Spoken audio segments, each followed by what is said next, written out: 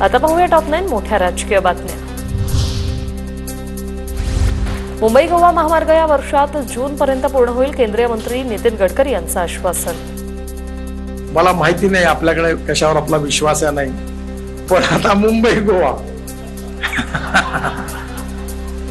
आता खूप अडचणी आल्या, पण तुम्ही काळजी करू नका, या वर्षीच्या जून पर्यंत हा रस्ता 100% पूर्ण होईल। मला वाल्मिक कराडच्या एन्काउंटरची ऑफर होती, निलंबित पोलीस अधिकारी रणजित कासलेंचा मोठा दावा। 5 ते 50 कोटींची ऑफर असल्याची कासलेंची माहिती। मी माझा मोठेपणा सांगत नाही, नाहीतर अजून माझे ते सोडलेले कुत्रे आहेत ना, ते भुकतील माझ्या अंगावर। तर कासले हा विक्षिप्त माणूस, अधिकारी असताना कारवाई का केली नाही, अंजली दमानिया यांचा सवाल। सायबरच्या अधिकाऱ्याला कुणीही एन्काउंटर करायला सांगत नाही, असंही वक्तव्य।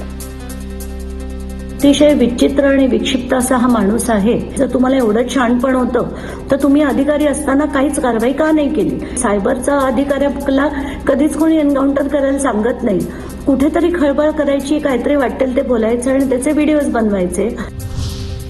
वाल्मिक कराडच्या एन्काउंटरच्या सुपारीबाबत खरं असू शकतं, करुणा मुंडेंची प्रतिक्रिया। मुंडेंचे काळे कारनामे वाल्मिक कराडकडे आहेत, 5 कोटी छोटी रक्कम, हे लोक 100 कोटी देऊ शकतात, असंही वक्तव्य। वाल्मिक कराडचे इन्काउंटरची सुपारी दिली होती, होऊ शकते, क्योंकि धनंजय मुंडेचे पूरे मोस्ट ऑफ द काले कारनामे वाल्मिक कराडचे कडे आहे, तो होऊ शकता ऐसा। इतर राज्यातील ओबीसी आरक्षणाबाबतच्या निर्णयाचं अनुकरण महाराष्ट्रानं करावं, दुर्दैवानं महाराष्ट्रातील ओबीसी आरक्षणाला अडचणी निर्माण होत आहेत, छगन भुजबळांची मागणी। जर आरक्षण वाढत असेल गोरगरिबांच्या तिथे तर वाईट काय? दुर्दैवाने आपल्या इथेच आपल्या आरक्षणाला अनेक अडचणी निर्माण होत आहेत। सलमान खानची गाडी उडवून देण्याची वाहतूक विभागाच्या व्हॉट्सअप नंबरवर धमकी। बॉम्बने सलमान खानची गाडी उडवून देण्याची धमकी दिल्याप्रकरणात अज्ञात व्यक्तीविरोधात गुन्हा दाखल।